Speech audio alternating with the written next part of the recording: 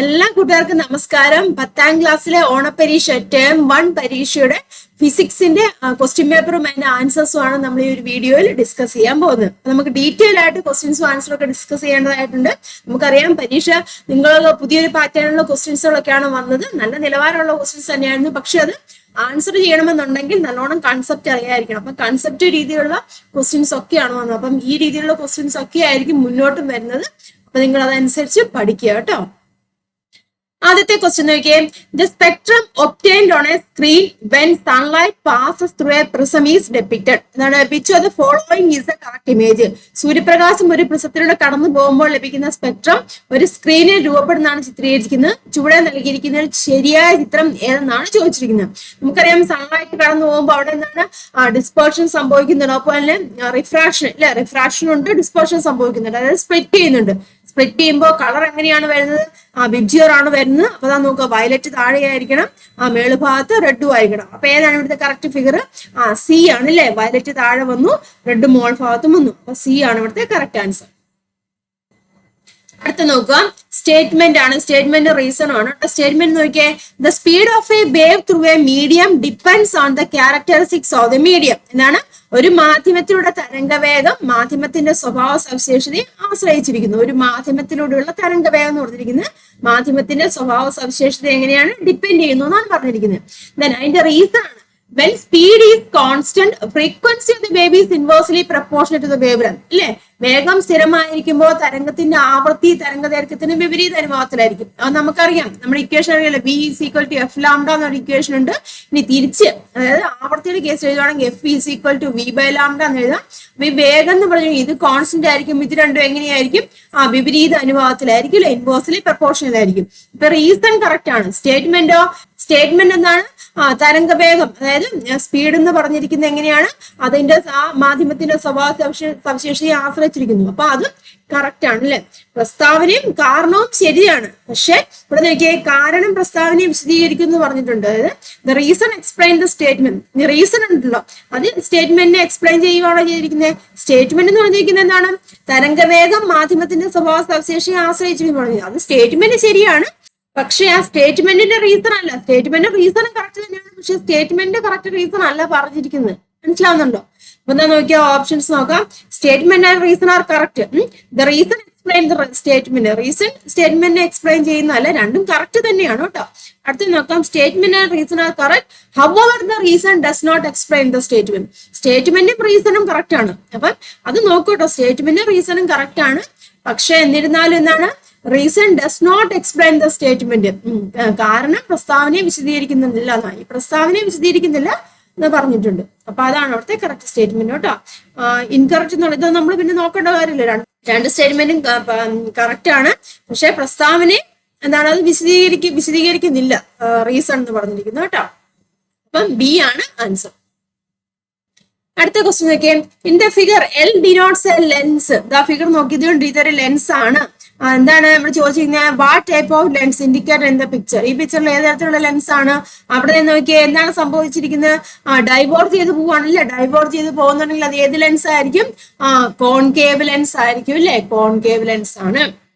ഇനി a convex lens forms real inverted magnified image. നോക്കോട്ടോ, convex lens നമുക്കറിയാം real ആണ്. ഇൻവേർട്ടഡ് മാഗ്നിഫൈഡ് ഇമേജ് ഉണ്ടാക്കുന്നുണ്ട്. Based on some statements are given. കുറച്ച് statements വന്നിട്ടുണ്ട് കേട്ടോ. അപ്പൊ അത് ഏതൊക്കെയാണെന്നാണ് കറക്റ്റ് എന്ന് എഴുതാനാണ് പറഞ്ഞിരിക്കുന്നത് കേട്ടോ. കോൺവെക്സ് ലെൻസ് ആണ്. Convex lens is a diverging lens. Convex lens diverging lens ആണോ? അല്ല. അപ്പൊ ആ ഒരു സ്റ്റേറ്റ്മെന്റ് തെറ്റാന്ന് നമുക്ക് പറയാം. The object is placed between the focus and the lens. ഒബ്ജക്റ്റിനെ ഫോക്കസിന്റെയും ലെൻസിന്റെയും ഇടയിൽ വെക്കുന്നുണ്ട്. ഒബ്ജക്റ്റിനെ ഫോക്കസിന്റെയും ലെൻസിന്റെ ഇടയിൽ, ഒബ്ജക്റ്റിന്റെ ഫോക്കസിന്റെയും ലെൻസിന്റെയും ഇടയിൽ വെച്ച് കഴിഞ്ഞാൽ നമുക്ക് റിയൽ ഇൻവേർട്ടഡ് മാഗ്നിഫൈഡ് ഇമേജ് കിട്ടുമോ? ആലോചിച്ച് നോക്കോട്ടെ. ഒബ്ജക്റ്റിനെ ഫോക്കസിന്റെയും ലെൻസിന്റെയും ഇടയിൽ വെച്ച് കഴിഞ്ഞാൽ നമുക്ക് അവിടെ കിട്ടുന്ന വെർച്വൽ ഇമേജ് ആണ്. അപ്പൊ ആ ഒരു സ്റ്റേറ്റ്മെന്റ് തെറ്റാണ് അല്ലെ. The object is placed between the focus and two of. ഒബ്ജക്റ്റിനെ ഫോക്കസിന്റെയും ടു ഓഫിന്റെയും ഇടയിൽ വെക്കാം അല്ലെ. ഫോക്കസിന്റെയും ടു ഓഫിന്റെയും ഇടയിൽ വെക്കാം. മനസ്സിലാവുന്നുണ്ടോ പറഞ്ഞു? അപ്പൊ അത് കറക്റ്റ് സ്റ്റേറ്റ്മെന്റ് ആണ്. The object is placed at the focus. Object ഫോക്കസിലും വെക്കാം അല്ലേ. നമുക്കറിയാം 2F വെച്ച് കഴിഞ്ഞാൽ എന്താണ് സംഭവിക്കുന്നത്? 2F വെച്ച് കഴിഞ്ഞാൽ സെയിം സൈസ് ആണ് വരുന്നത്.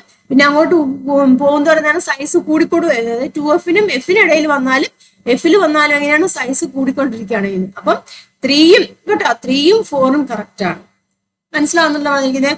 അപ്പൊ ഇവിടുത്തെ ഓപ്ഷൻസ് നോക്കിയേ. 3 and 4 ഇവിടെ ഉണ്ട് കേട്ടോ. 3 and 4 ഇവിടെ. അപ്പൊ D ആണ് കറക്റ്റ് ആൻസർ. ഇത്തരത്തിലുള്ള ക്വസ്റ്റ്യൻസുകൾ ഇതെല്ലാം എന്താണ്, കൺസെപ്റ്റ് അറിയാതിരിക്കണം. റേ ഡയഗ്രത്തിനെ കുറിച്ചുള്ള കൺസെപ്റ്റ് അറിയാമെങ്കിൽ മാത്രമുള്ളൂ നമ്മൾ ഇത്തരത്തിലുള്ള ക്വസ്റ്റ്യൻസ് ഒക്കെ ആൻസർ ചെയ്യാൻ പറ്റത്തുള്ളൂ. അടുത്ത നോക്കുക കേട്ടോ. A focal length of lens is 20 centimetre. ഒരു ലെൻസിന്റെ ഫോക്കസ് ലെങ്ത് +20 സെന്റിമീറ്റർ ആണെന്ന് പറഞ്ഞിട്ടുണ്ട്. What type of lens is positive focal length വരുവാണെങ്കിൽ ഏത് തരത്തിലുള്ള ലെൻസ് ആയിരിക്കും? കോൺവെക്സ് ലെൻസ് ആയിരിക്കും അല്ലേ. ഇത് കോൺവെക്സ് ലെൻസ് ആണ്, പ്ലസ് സൈൻ വന്നു. ഇനി what is the power of this lens? ലെൻസിന്റെ പവർ കണ്ടുപിടിക്കണം. അപ്പൊ ഫോക്കൽ ലെങ്ത് ഇവിടെ തന്നിട്ടുണ്ട് 20 സെന്റിമീറ്റർ തന്നിരിക്കുന്നത്. സെന്റിമീറ്ററിലാണ് നമ്മൾ പവർ കണ്ടുപിടിക്കണേ, മീറ്ററിലേക്ക് കൺവേർട്ട് ചെയ്യണം ഇല്ലേ. അതായത് 20/100 കേട്ടോ. 20/100 0.2 എന്ന് എഴുതാം, അല്ലെങ്കിൽ 20/100 എന്ന് ചെയ്താലും മതി. മനസ്സിലാവുന്നുണ്ടല്ലോ. അപ്പൊ power P is equal to 1/F ആണ്. Or that is equal to F-ന്റെ വാല്യൂ എന്ന് വെച്ചാൽ 20/100 അല്ലെങ്കിൽ 0.2 ആണ്. ഞാൻ ഇവിടെ 20/100 തന്നെ എഴുതുവാണ് കേട്ടോ. ദാറ്റ് ഈസ് ഈക്വൽ ടു, അപ്പൊ നമുക്ക് ഈ 100ന്റെ മേളിലേക്ക് കൊണ്ടുപോകാമല്ലോ. റെസിപ്രോക്കൽ എടുക്കുകയാണെങ്കിൽ 100/20 എന്ന് വരും. നമുക്ക് എളുപ്പത്തിൽ ചെയ്യാം, പോയിന്റിട്ടൊക്കെ ചെയ്യേണ്ട ആവശ്യമില്ല. അപ്പൊ എത്ര വരും ആൻസർ? 5 എന്ന് വരില്ലേ. 5D. Power of A lens is 5D ആണ്. അടുത്തതിന്റെ ബി പാർട്ട് ഡോർ ക്വസ്റ്റ്യൻ ആണ്. അഞ്ചാമത്തെ, A lens forms an erect and magnified image of an object. ഒരു ലെൻസ് വസ്തുവിന്റെ നിവർന്നതും വലുതുമായിട്ടുള്ള പ്രതിബിംബം രൂപീകരിക്കും. നിവർന്ന ഇങ്ങനെയാണ് ഒബ്ജക്റ്റ് എങ്കിൽ അതേ നിവർന്നതും അതുപോലെ തന്നെ ഒബ്ജക്റ്റിനേക്കാളും വലുതുമായിട്ടുള്ള ഇമേജ് ഉണ്ടാക്കുന്നു എന്നാണ് പറഞ്ഞിരിക്കുന്നത്. What type of lens is this? നിവർന്നതും വലുതും ആയിട്ടുള്ള ഇമേജ് ഉണ്ടാക്കുന്നു എന്ന് പറഞ്ഞിട്ടുണ്ട്. വലുതും നിവർന്നതുമായിട്ടുള്ള ഏത് കണ്ടീഷനിലാണ്, അല്ലെങ്കിൽ എപ്പോഴാണ്, ഏത് ലെൻസ് ആണ് അങ്ങനെ ഉണ്ടാക്കുന്നത്? വലുതും നിവർന്നുമായിട്ടുണ്ടാക്കുന്ന ലെൻസ് ഏതാണ്? കോൺവെക്സ് ലെൻസ് ആണ്. എപ്പോഴാണ്? ഓർത്തോണം, ഇതാണ് കൺസെപ്റ്റ് കേട്ടോ. ഫോക്കസിനും ലെൻസിനും ഇടയിൽ ഒബ്ജക്റ്റ് ഇരിക്കുമ്പോഴാണ് അതേ നിവർന്നതും വലുതുമായിട്ടുള്ള ഇമേജ് അവിടെ കിട്ടുന്നത്. അതേസമയം കോൺകേവ് ലെൻസിന് നിവർന്ന ഇമേജ് കിട്ടുന്നുണ്ട്. അത് പക്ഷെ എങ്ങനെയാണ്? ഡിമിനിഷ്ഡ് ഇമേജ് ആണ് കിട്ടുന്നത് അല്ലെ. ഇവിടെ ചെറിയ ഇമേജ് അല്ല കോൺകേവ് ലെൻസിന് വരത്തുള്ളൂ. അപ്പൊ അത് ഓർത്തണം കേട്ടോ. കോൺവെക്സ് ലെൻസിന് നിവർന്നതും വലുതുമായിട്ടുള്ള ഇമേജ് കിട്ടുന്നുണ്ട് F-നും ഒപ്റ്റിക് സെന്ററിനും ഇടയിൽ ഇരിക്കുമ്പോ, അല്ലെങ്കിൽ F-നും ലെൻസിനും ഇടയിൽ ഇരിക്കുമ്പോ. ക്ലിയർ ആയല്ലോ. ഇനി ലെൻസ് ഏതാന്ന് ചോദിച്ചിട്ടുണ്ട്, convex lens. What are the characteristics of the image form? അതുകൊണ്ടാണ് ഇമേജിന്റെ പ്രത്യേകത എന്തൊക്കെയാണ്? ഇമേജിന്റെ പ്രത്യേകതകൾ എങ്ങനെയാണ്? വെർച്വൽ ആണ് അല്ലെ. വെർച്വൽ ഇമേജ് ആണ്, അതായത് മിഥ്യയാണ്. പിന്നെന്താണ്? നിവർന്നതാന്ന് പറഞ്ഞു ഇല്ല, ഇവിടെ ഓൾറെഡി പറഞ്ഞിട്ടുണ്ട്. ഇറക്റ്റ് എന്ന് പറഞ്ഞാൽ എന്താണ്? നിവർന്നതാണ്. പിന്നെന്താണ്? മാഗ്നിഫൈഡ് ആണ് അല്ലെ. മാഗ്നിഫൈഡ് എന്ന് പറഞ്ഞാൽ എന്താണ്? വലുത് ഇല്ലേ. മാഗ്നിഫൈഡ് ആണ്, വസ്തുവിനേക്കാൾ വലുത് കേട്ടോ. വസ്തുവിനേക്കാൾ വലുതാണ് ഉണ്ടാക്കുന്നത്. പിന്നെന്താ പറയാം? സെയിം സൈഡിൽ ഇല്ലേ. പൊസിഷൻ എന്ന് പറഞ്ഞാൽ on the same side of the lens എന്ന് പറയാം അല്ലെ. Position on the same side of the lens അല്ലെ. ലെൻസിന്റെ അതേ വശത്ത് കേട്ടോ. ലെൻസിന്റെ അതേ വശത്ത് ഉണ്ടാകുന്നു പൊസിഷൻ. ലെൻസിന്റെ അതേ വശത്ത്. മനസ്സിലായല്ലോ. ഇനി അടുത്ത ക്വസ്റ്റ്യൻ നോക്കുക. The figure shows 3 wires ABC of different lengths fixed to a wooden block. പറഞ്ഞിരിക്കുന്നുണ്ടോ? വ്യത്യസ്ത നീളമുള്ള 3 കമ്പികൾ. ABC എന്ന് പറഞ്ഞിരിക്കുന്ന 3 കമ്പികളാണ് കേട്ടോ. അതാ നോക്കുക. ABC എന്ന് പറഞ്ഞിരിക്കുന്ന 3 കമ്പികൾ ഒരു തടിക്കഷ്ണത്തിൽ ഉറപ്പിച്ചിരിക്കുന്നു. കണ്ടല്ലോ, ഒരു തടിക്കഷ്ണത്തിൽ ഉറപ്പിച്ചിരിക്കുക. 3ന്റെ നീളം വ്യത്യാസമാണ് അല്ലെ. ഇനി ക്വസ്റ്റ്യൻ നോക്കാം. When the wooden blocks was vibrated, all the wires underwent forced vibration. തടിക്കഷ്ണത്തെ കമ്പനം ചെയ്യിപ്പിച്ചപ്പോൾ എല്ലാ കമ്പികളും പ്രണോദിത കമ്പനത്തിന് വിധേയമായി എന്ന് പറയുന്നുണ്ട്. തടിക്കഷ്ണത്തിനെ നമ്മൾ എന്താണ്? കമ്പനം ചെയ്യിപ്പിച്ചു. അപ്പൊ എല്ലാ കമ്പികൾക്കും എന്താ സംഭവിച്ചു? Forced vibration. എല്ലാ കമ്പികൾക്കും ഫോഴ്സ്ഡ് വൈബ്രേഷൻ ഉണ്ടായി. മനസ്സിലാവുന്നല്ലോ പറഞ്ഞത്. അപ്പൊ ഈ എല്ലാ കമ്പികളും വൈബ്രേറ്റ് ചെയ്യുന്ന എങ്ങനെയാണ്? ഈ തടിക്കഷ്ണത്തിന്റെ ഫ്രീക്വൻസിയിലായിരിക്കും ഈ എല്ലാ കമ്പികളും അവിടെ വൈബ്രേറ്റ് ചെയ്യുന്നത്. മനസ്സിലായല്ലോ. ക്വസ്റ്റ്യൻ നോക്കാം. Which wire piece vibrates with higher frequency? What is the reason? ഏത് വയർ ആയിരിക്കും അവിടെ ഹയർ ഫ്രീക്വൻസിയിൽ വൈബ്രേറ്റ് ചെയ്യുന്നത്? ഏത് ഏത് വയറായിരിക്കാം? ഏതെങ്കിലും വയറുണ്ടാവുമോ? ഇല്ല, എല്ലാ വയറുകളും ഇല്ല, എല്ലാ വയറുകളുടെയും ഫ്രീക്വൻസി എങ്ങനെയായിരിക്കും? സെയിം ഫ്രീക്വൻസി ആയിരിക്കും. കാരണം എന്താണ്? ഇതൊരു കുഴപ്പിക്കുന്ന ക്വസ്റ്റ്യൻ ആണ് കേട്ടോ. ഇവിടെ പ്രത്യേകം പറഞ്ഞിട്ടുണ്ട്, ഇതൊരു ഫോഴ്സ്ഡ് വൈബ്രേഷൻ എന്ന് പറഞ്ഞിട്ടുണ്ട്. മനസ്സിലാവുന്നുണ്ടോ? ഫോഴ്സ്ഡ് വൈബ്രേഷൻ ആണ് ഇവിടെ കൊടുത്ത്. ഫോഴ്സ്ഡ് വൈബ്രേഷൻ കൊടുത്തപ്പോ ഇതിലേക്ക് ഫോഴ്സ്ഡ് വൈബ്രേഷൻ കൊടുത്തപ്പോ അതിന്റെ ഫ്രീക്വൻസിയിലായിരിക്കും ഇതെല്ലാം കൂടെ വൈബ്രേറ്റ് ചെയ്യുന്നത്. മനസ്സിലാവുന്നുണ്ടോ? അപ്പം എല്ലാ വയേഴ്സും എന്താണ്, ഈ വുഡൻ ബ്ലോക്ക് ഉണ്ടല്ലോ, വുഡൻ ബ്ലോക്കിന്റെ നാച്ചുറൽ ഫ്രീക്വൻസിയിലായിരിക്കും അത് വൈബ്രേറ്റ് ചെയ്യുന്നത്. വുഡൻ ബ്ലോക്ക് വൈബ്രേറ്റ് ചെയ്യുമ്പോൾ ഇപ്പൊ എല്ലാ വയറുകളും എങ്ങനെയാണ്? ഇതിന്റെ വുഡൻ ബ്ലോക്കിന്റെ ഫ്രീക്വൻസിയിലായിരിക്കും അത് വൈബ്രേറ്റ് ചെയ്യുന്നത്. മനസ്സിലാവുന്നുണ്ടോ പറഞ്ഞത്? തെറ്റിപ്പോലെ ഇവിടെ പ്രത്യേകം പറഞ്ഞിട്ടുണ്ട്. എല്ലാ വയസ്സും ഫോഴ്സ്ഡ് വൈബ്രേഷനിലായിരിക്കുമ്പോൾ ഏതാണോ കൊടുക്കുന്നത് അതിന്റെ ഫ്രീക്വൻസി ആയിരിക്കും എല്ലാത്തിനും ഉണ്ടായിരിക്കുന്നത്. നമ്മൾ പഠിച്ചിട്ടുള്ള വേറൊരു കാര്യമുണ്ട്, ലെങ്തും ഫ്രീക്വൻസി ആയിട്ടുള്ള ലെങ്ത് കൂടുമ്പോൾ ഫ്രീക്വൻസി കുറയുന്ന ഒരു കൺസെപ്റ്റ് പഠിച്ചിട്ടുണ്ട്, അല്ലെങ്കിൽ ലെങ്ത് കുറയുമ്പോൾ ഫ്രീക്വൻസി കൂടുന്നു എന്നൊരു കൺസെപ്റ്റ് പഠിച്ചിട്ടുണ്ട്. അത് നോർമൽ കേസിൽ വരുമ്പോൾ ഇവിടെ നിന്നാണ് ഫോഴ്സ്ഡ് വൈബ്രേഷൻ പ്രത്യേകം പറഞ്ഞിട്ടുണ്ട് കേട്ടോ. ഫോഴ്സ്ഡ് വൈബ്രേഷൻ എന്ന് പറഞ്ഞാൽ പ്രണോദിത കമ്പനം എന്ന് പറഞ്ഞിട്ടുണ്ട്. ക്ലിയർ ആയല്ലോ പറഞ്ഞത്? പ്രത്യേകം ഓർത്തോണം. ഇവിടെ എന്താണ് സംഭവിക്കുന്നത്? എല്ലാതും ഫോഴ്സ്ഡ് വൈബ്രേഷനിലായിരിക്കുകയാണ്. അപ്പൊ ഫോഴ്സ്ഡ് വൈബ്രേഷനിലായിരിക്കുമ്പോൾ എല്ലാ വയേഴ്സും ഈ വുഡൻ ബ്ലോക്കിന്റെ നാച്ചുറൽ ഫ്രീക്വൻസിയിലായിരിക്കും വൈബ്രേറ്റ് ചെയ്യുന്നത്. അപ്പൊ എല്ലാത്തിനും സെയിം ഫ്രീക്വൻസി ആയിരിക്കും ഉണ്ടായിരിക്കുന്നത്. ക്ലിയർ ആയല്ലോ? അടുത്ത ബി പാർട്ട് എന്താണ്? If wire B takes 1 second for 100 vibration, what will be its period? Wire B എന്ന് പറഞ്ഞിരിക്കുന്നത് 100 വൈബ്രേഷൻ 1 സെക്കൻഡ് എടുക്കുകയാണെന്നുണ്ടെങ്കിൽ അതിന്റെ പീരീഡ് കണ്ടുപിടിക്കാനാണ് ചോദിച്ചിരിക്കുന്നത്. പീരീഡ് ആണല്ലേ. അപ്പൊ നമ്പർ തന്നിട്ടുണ്ടല്ലേ, എൻ എന്ന് പറഞ്ഞിരിക്കുന്നത് 100 എന്ന് തന്നിട്ടുണ്ട്, എൻ 100 എന്ന് തന്നിട്ടുണ്ട്. സമയം എന്ന് പറഞ്ഞിരിക്കുന്നത് 1 സെക്കൻഡ് തന്നിട്ടുണ്ട്. പീരീഡ് കണ്ടുപിടിക്കാമല്ലോ. Period is equal to T by N അല്ലേ. അപ്പൊ ടി എന്ന് പറയുന്നത് 1 ആണ്. 1/100 that is equal to 0.01 second. മനസ്സിലായാലും ഇതെല്ലാവർക്കും ഒരു കൺഫ്യൂഷൻ ഉണ്ടാക്കുന്ന ഒരു ക്വസ്റ്റൻ ആയിരുന്നു. അപ്പൊ കൺസെപ്റ്റ് ക്ലിയർ ആക്കോട്ടെ. ഫോഴ്സ്ഡ് വൈബ്രേഷൻ കൊടുത്തിരിക്കുകയാണ്. ഫോഴ്സ്ഡ് വൈബ്രേഷൻ കൊടുക്കുമ്പോൾ അതിന്റെ ഫ്രീക്വൻസി ആയിരിക്കും ബാക്കി എല്ലാത്തിനും വരുന്നത്. ആൻസർ ഞാൻ ഇവിടെ കൊടുത്തിട്ടുണ്ട് കേട്ടോ. All wires vibrates with the same frequency because the wires are in forced vibration. Therefore all the wires vibrate with natural frequency of wooden block. Clear ആയല്ലോ?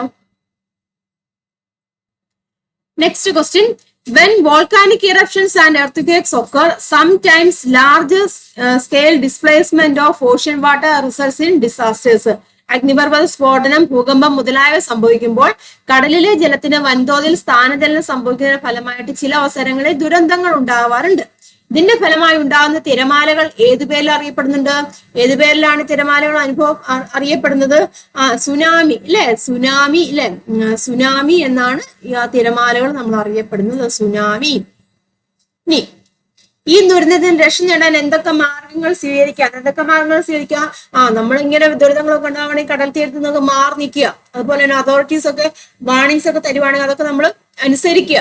അതുപോലെ തന്നെ കൂടുതലായിട്ടും പെട്ടെന്ന് തന്നെ ഈ സുനാമിയൊക്കെ വരുവാണെന്നുണ്ടെങ്കിൽ, വരുന്നൊരു മുന്നറിയിപ്പ് എല്ലാം വരുവാണെന്നുണ്ടെങ്കിൽ സേഫ് ആയിട്ടുള്ള സ്ഥലങ്ങളിലേക്ക്, അത് ഉയർന്ന സ്ഥലങ്ങളിലേക്കൊക്കെ മാറുക.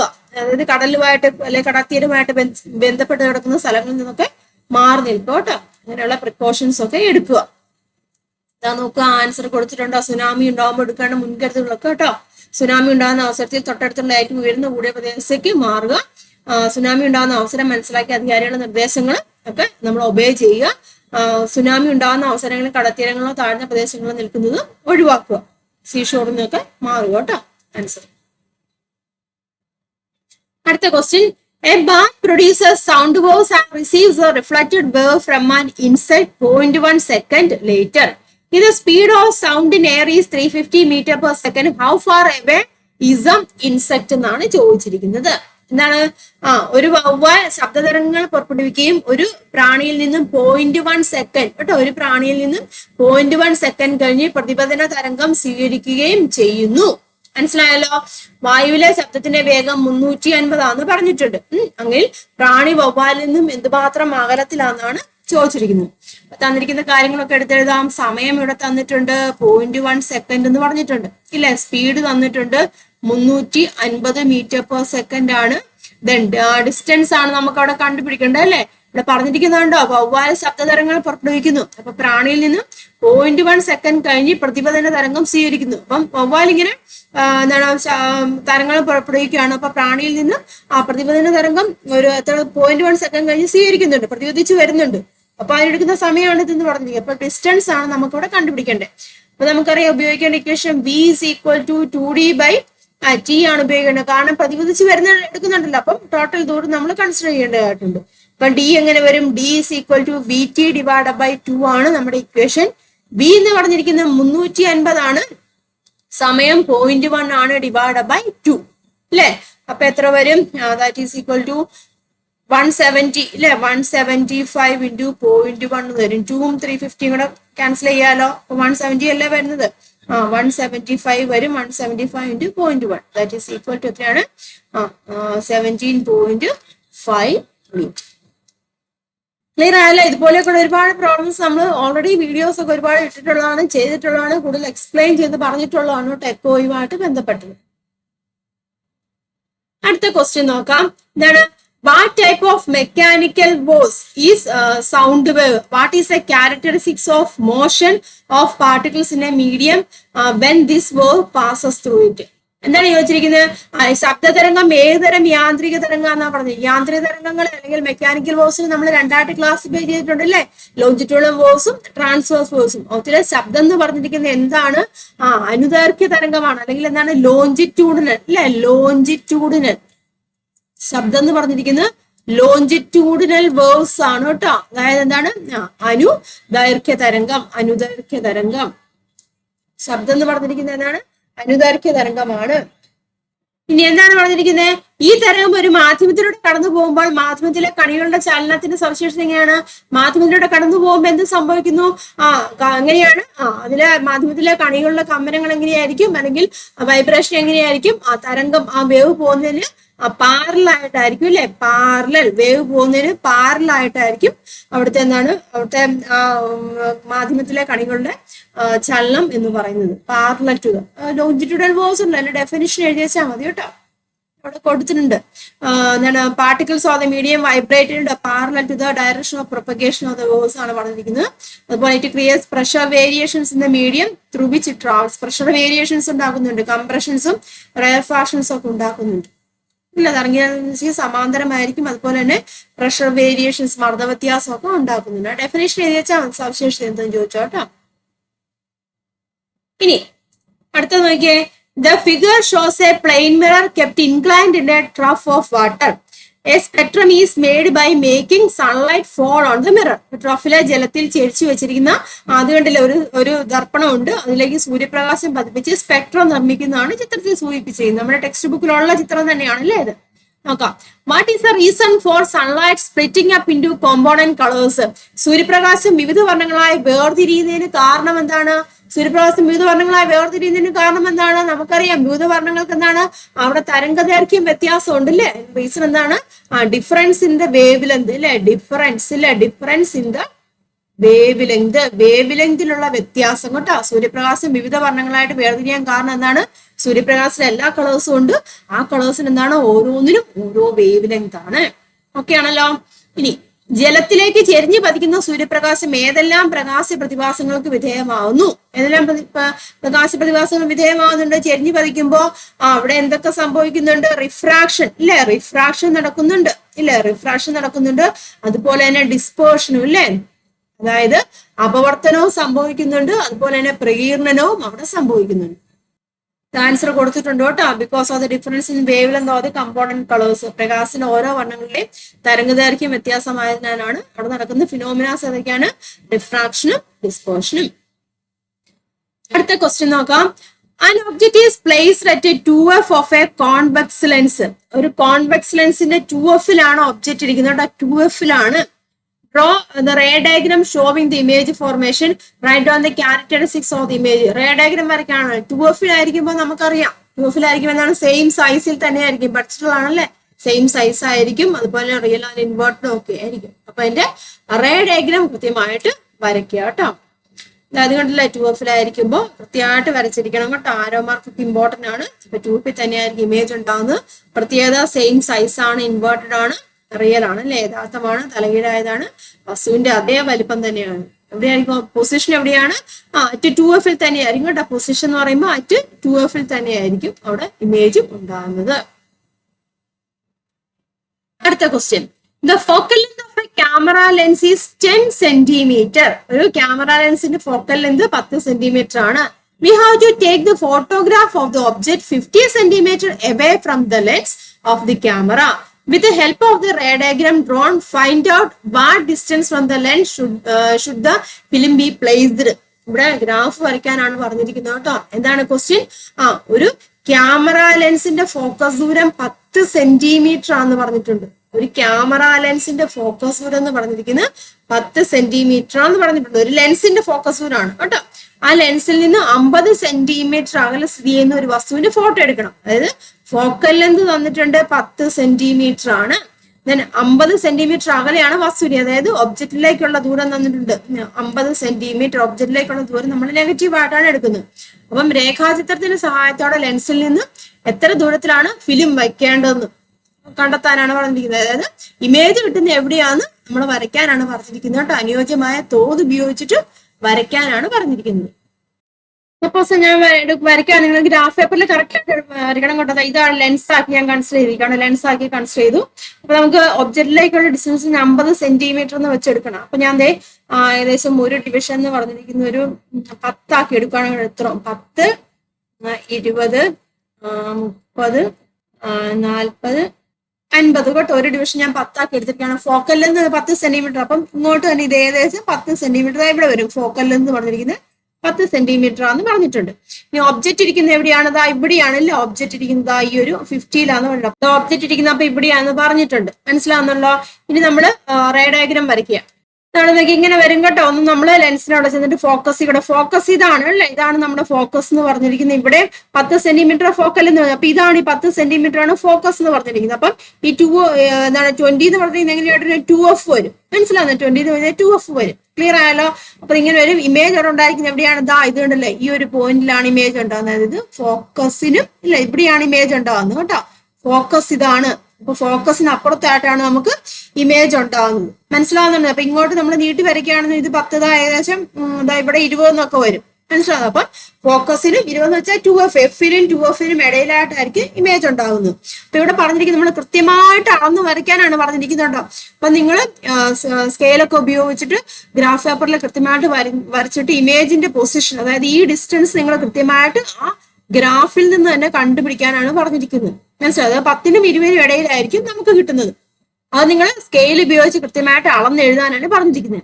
ഇനി അല്ലാത്ത രീതിയിൽ നമുക്ക് കാൽക്കുലേഷൻ വഴി നമുക്ക് വേണമെന്നുണ്ടെങ്കിൽ കണ്ടുപിടിക്കാൻ സാധിക്കും അല്ലെ. എഫും യുവും തന്നിട്ടുണ്ടല്ലോ, ബി കണ്ടുപിടിക്കാമല്ലോ. ബിയുടെ ഇക്വേഷൻ നമുക്കറിയാം. ബി ഈസ് ഈക്വൽ ടു എന്താണ്? UF divide by U plus F ആണ് ഇക്വേഷൻ. സബ്സ്റ്റിറ്റ്യൂട്ട് ചെയ്യാം. യു എന്ന് പറയുന്ന -50 ആണ്, എഫ് 10 ആണ്, ഡിവൈഡ് ബൈ -50 പ്ലസ് 10 എന്ന് വരും. That is equal to -500 divide by -40 വരും. മൈനസും പോവും. ഇത് ഇങ്ങനെ പോയി. അപ്പൊ ദാറ്റ് ഈസ് ഈക്വൽ ടു എത്ര? 50 ഡിവൈഡ് ബൈ 4 എന്ന് വരും. 50 ഡിവൈഡ് ബൈ 4 എന്ന് പറയുമ്പോൾ 12.5 കേട്ടോ. 12.5 സെന്റിമീറ്റർ എന്ന് ആൻസർ വരും കേട്ടോ. ഇതാണ് നമ്മുടെ ബൈ കാൽക്കുലേഷൻ വഴി ചെയ്യുമ്പോൾ കിട്ടുന്നത്. മനസ്സിലായല്ലോ? പക്ഷെ ഇവിടെ പറഞ്ഞിരിക്കുന്ന എന്താണ്? ഗ്രാഫ് വരച്ചിട്ട് ചെയ്യാനാണ് പറഞ്ഞിരിക്കുന്നത് കേട്ടോ. റേ ഡയഗ്രം വരച്ചിട്ട് സ്യൂട്ടബിൾ സ്കെയിലാണ്. അപ്പൊ നിങ്ങൾ ഗ്രാഫ് പേപ്പറിൽ നിങ്ങൾ കൃത്യമായിട്ട് തന്നെ വരയ്ക്കുക. എന്നിട്ട് അവധിന്ന് അളന്ന് എഴുതാനാണ് പറഞ്ഞിരിക്കുന്നത്. അപ്പൊ നമുക്കൊന്ന് ഒരു ഐഡിയ ഉണ്ടായിരിക്കണം. ഏകദേശം 12.5 ആണ് വരുന്നത്. നമുക്കറിയാം 10 കഴിഞ്ഞിട്ടുള്ള ഇമേജ് ഉണ്ടായത് ഈ ഒരു പൊസിഷനാണ്. 10 കഴിഞ്ഞിട്ട് ഏകദേശം 10ന് 20 അടയ്ക്കുക. അതായത് 10 കഴിഞ്ഞിട്ട് 15 വരെ പോയല്ലോ. 12.12 നമുക്ക് കൃത്യമായിട്ട് കാണുമ്പോൾ തന്നെ മനസ്സിലാക്കാൻ സാധിക്കും. കറക്റ്റ് അളവ് എടുക്കുകയാണെങ്കിൽ അവിടെ തന്നെ നമുക്ക് കിട്ടും കേട്ടോ. ഇപ്പം ദൂരം എന്ന് പറഞ്ഞിരിക്കുന്നത് എത്ര കിട്ടും? അതായത് ഇമേജ് ഡിസ്റ്റൻസ് എന്ന് പറഞ്ഞിരിക്കുന്നത് 12.5 സെന്റിമീറ്റർ എന്നായിരിക്കും കിട്ടുന്നത്. ക്ലിയർ ആയല്ലോ? ഇനി അടുത്ത ക്വസ്റ്റ്യൻ നോക്കാം. The electromagnetic spectrum is orderly distribution of solar radiations. ഇല്ലെ, സൗരവികിരണങ്ങളുടെ ക്രമമായ വിതരണമാണ് വൈദ്യുതകാന്തിക സ്പെക്ട്രം എന്ന് പറയുന്നത്. Arrange following radiations in the ascending order of wave length. Radiations തന്നിട്ടുണ്ട്. അതിനെ എങ്ങനെയാണ് തരംഗദൈർഘ്യത്തിന്റെ അസെൻഡിങ് ഓർഡർ, ആരോഹണ ക്രമത്തിൽ എഴുതാനാണ് പറഞ്ഞിരിക്കുന്നത്. ഇല്ല, ആരോഹണ ക്രമത്തിൽ എഴുതുമ്പോൾ എന്താണ്? വേവ് ലെങ്ത് ഇല്ലേ, വേവ് ലെങ്ത് കൂടുന്ന രീതിയിൽ നമ്മൾ എഴുതണം. വേവിൽ നിന്ന് കൂടിയ രീതിയില്ല, അപ്പം കുറഞ്ഞതിൽ നിന്ന് കൂടിയതിലേക്ക് വേണമില്ല. അപ്പം ഏറ്റവും കുറവ് ഏതിനാണ് വരുന്നത്? ഗാമാറയ്ക്കാണ് അല്ലെ? ഗാമാറയ്ക്കാണ് കുറവ് അല്ലെ? ഗാമാറയ്ക്കാണ് കുറവ് വേവ് ലെന്ത് വരുന്നത്. പിന്നെ ഏതാണ് അടുത്ത ഏതൊരു? ഗാമാറ കഴിഞ്ഞു കഴിഞ്ഞാൽ പിന്നെ എക്സ്റേ അല്ലെ? ഗാമാറയ്ക്ക് വേവ് ലെന്ത് കുറവാണ് കേട്ടോ, വേവ് ലെന്ത് കുറവാണ്. ദെൻ എക്സ്റേ വരും. ദെൻ പിന്നെ ഏതാണ്? യു വി അല്ലെ? യു വി വരും. ദെൻ നമ്മുടെ വിസിബിൾ അല്ലെ? വിസിബിൾ ലൈറ്റ് വരും. ദെൻ പിന്നെന്താണ്? പ്രകാശം വിസിബിൾ ലൈറ്റ്. പിന്നെ IR ഇല്ലേ? ഇൻഫ്രാറെഡ്. ഈ ഒരു രീതിയിലാണ് വേവ് ലെന്ത് കൂടുന്നത് കേട്ടോ. വേവ് ലെന്ത് കൂടുതൽ ഏതിനാണ്? ഇൻഫ്രാറെഡ് കഴിഞ്ഞിട്ട് പിന്നെ ഉണ്ട്, പിന്നെ നമ്മുടെ റേഡിയോസ് ഉണ്ട്. റേഡിയോസ് ഇവിടെ കൊടുത്തിട്ടില്ല കേട്ടോ. അപ്പൊ ഈ ഒരു രീതിയിലാണ് എഴുതേണ്ടത്. ഇനി which solar radiation is helpful in burning purpose by passing solar radiation through a convex lens? സൗരവികിരണങ്ങൾ ഒരു കോൺവെക്സ് ലെൻസിലൂടെ കടത്തിവിട്ട് പേപ്പർ കത്തിക്കാൻ സാധിക്കുന്നത് ഏത് വികിരണം മൂലമാണ്? ഏതാണ്? IR റേസ് ഇല്ല, ഇൻഫ്രാറെഡ്. IR റേസ് അല്ലെങ്കിൽ ഇൻഫ്രാറെഡ് റേസ്. മനസ്സിലാവുന്നുള്ള ഇൻഫ്രാറെഡ് വികിരണങ്ങൾ. ഇനി write one use of ultraviolet radiation. Ultraviolet റേഡിയേഷന്റെ ഏതെങ്കിലും ഒരു യൂസ് എഴുതാനാണ് പറഞ്ഞിരിക്കുന്നത്. UV റേഡിയേഷന്റെ വിറ്റമിൻ ഡി ഇല്ലേ? Produce vitamin D in our body ഇല്ലേ? Produce vitamin D in our body അല്ലെ? നമ്മുടെ ശരീരത്തിൽ വൈറ്റമിൻ ഡി പ്രൊഡ്യൂസ് ചെയ്യാൻ വേണ്ടി എന്ത് ഉപയോഗിക്കുന്നുണ്ട്? അൾട്രാവയലറ്റ് ഇല്ല, അൾട്രാവയലറ്റ് റേസ് ഉപയോഗിക്കുന്നുണ്ട്. മെയിൻ യൂസ് ഇതാണ്. ഇനി വേറെ യൂസ് പറയുകയാണെന്നുണ്ടെങ്കിൽ എന്താണ്? ഉപകരണങ്ങളൊക്കെ ഉണ്ടല്ലോ, നമ്മൾ ഹോസ്പിറ്റലിൽ ഉപയോഗിക്കുന്ന, ഓപ്പറേഷൻ ഉപയോഗിക്കുന്ന ഉപകരണങ്ങളൊക്കെ ഉണ്ടല്ലോ, അതൊക്കെ അണുവിമുക്തമാക്കാൻ വേണ്ടി ഈ അൾട്രാവയലറ്റ് റേസ് ഉപയോഗിക്കാറുണ്ട് കേട്ടോ. മെയിൻ യൂസ് പറയുന്നത് produce vitamin D in our body. നമ്മുടെ ആൻസർ കൊടുത്തിട്ടുണ്ട് കേട്ടോ. ഗാമാറ എക്സ്റേ അസെൻഡിങ് ഓർഡറിൽ എഴുതാൻ പറഞ്ഞിട്ടുണ്ട്, അത് എഴുതിയിട്ടുണ്ട്. Infrared produce vitamin D our body. ശരീരത്തിൽ വിറ്റമിൻ ഡി ഉപയോഗിക്കുന്ന പോലെ ശസ്ത്രക്രിയ ഉപകരണം അണുവിമുക്തമാക്കാനൊക്കെ എന്താണ് അൾട്രാവയലറ്റ് റേസ് ഉപയോഗിക്കുന്നുണ്ട്. ഇനി അടുത്ത ക്വസ്റ്റ്യൻ നോക്കിയേ. In A physics class while doing an experiment using the apparatus shown in figure. കണ്ടില്ല? ഇങ്ങനത്തെ ഒരു അപ്പാരറ്റസ് നിങ്ങൾ കണ്ടിട്ടായിരിക്കും വീടുകളിലൊക്കെ നമ്മൾ തല ഹെഡ് മസാജ് ചെയ്യാൻ വേണ്ടി, തല ഇങ്ങനെ മസാജ് ചെയ്യാൻ വേണ്ടി ഉപയോഗിക്കുന്ന ഒരു സാധനമാണ് അല്ലേ ഇതെന്ന് പറഞ്ഞിരിക്കുന്നത്. When a longer wire is made to vibrate, some student opinion that all wires vibrate. What is your opinion? Justify your answer. അതായത് നീളം കൂടിയ ഒരു കമ്പിയെ കമ്പനം ചെയ്യിപ്പിക്കുമ്പോൾ എല്ലാ കമ്പികളും കമ്പനം ചെയ്യുന്നു എന്ന് കുറെ കുട്ടികൾ അഭിപ്രായപ്പെട്ടു. നിങ്ങളുടെ അഭിപ്രായം എന്താണ്? ഇവിടെ നീളം കൂടിയ കമ്പികളുണ്ട്, നീളം കുറഞ്ഞ കമ്പിയുണ്ട് അല്ലെ? അപ്പൊ നീളം കൂടിയ കമ്പിയെ കമ്പനം ചെയ്യിപ്പിച്ചപ്പോ എല്ലാ കമ്പികളും കമ്പനം ചെയ്യുന്നു ഇല്ല? എല്ലാ കമ്പിയും കമ്പനം ചെയ്യുമല്ലോ.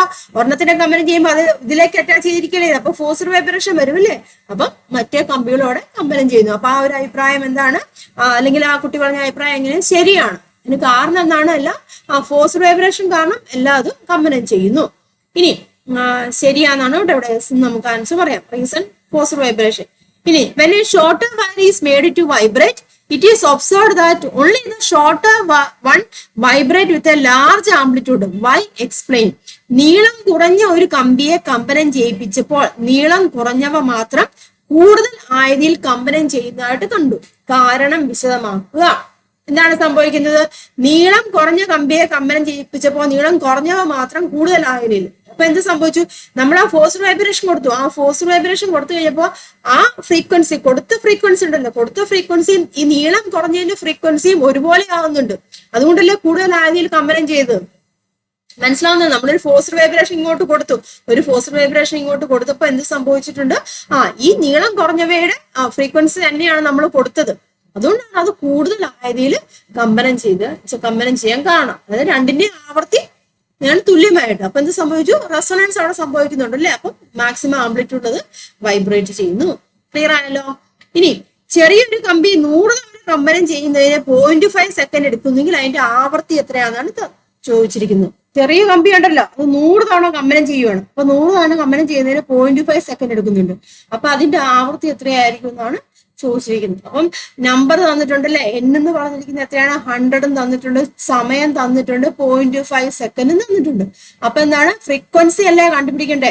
അപ്പൊ നമുക്കറിയാം ഫ്രീക്വൻസി കണ്ടുപിടിക്കുന്നത് എങ്ങനെയാണ്? Frequency F is equal to N/T വെച്ച് ചെയ്യാലോ.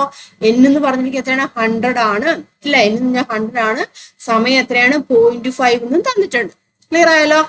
അപ്പൊ എത്ര വരും? 100 ഡിവൈഡ് ബൈ 0.5 എത്രയാണ്? 200 വരും അല്ലെ? 200 ചെയ്യാലോ. 200 ഹെർട്സ് എന്നായിരിക്കും അവിടെ ആൻസർ വരുന്നത്. ക്വസ്റ്റിന്റെ ആൻസറുകളോട് കൂടി കൊടുത്തിട്ടുണ്ട് കേട്ടില്ലേ.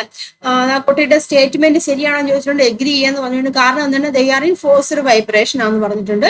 പിന്നെ പറഞ്ഞിരിക്കുന്നത് എന്താണ്, ചെറിയ കമ്പനി ഇല്ല, ചെറിയ കമ്പനി മാക്സിമം ആംപ്ലിറ്റ്യൂഡ് വൈബ്രേഷൻ ചെയ്യുന്നു പറയുന്നതിന് കാരണം എന്താണ്, they come into resonance because natural frequency of the short wires are equal ഇല്ലേ. അതായത് നമ്മൾ കൊടുക്കുന്ന അതിന്റെ ഫ്രീക്വൻസി എന്താണ്, കമ്പിയുടെ ഫ്രീക്വൻസി അല്ലെങ്കിൽ ചെറിയ കമ്പിയുടെ ഫ്രീക്വൻസി ഒരുപോലെയാവും. അതുകൊണ്ടാണ് ഇത് സ്വാഭാവിക ആവർത്തികൾ തുല്യമാവുകയും അനുനാദം സംഭവിക്കുകയും ചെയ്യുന്നു.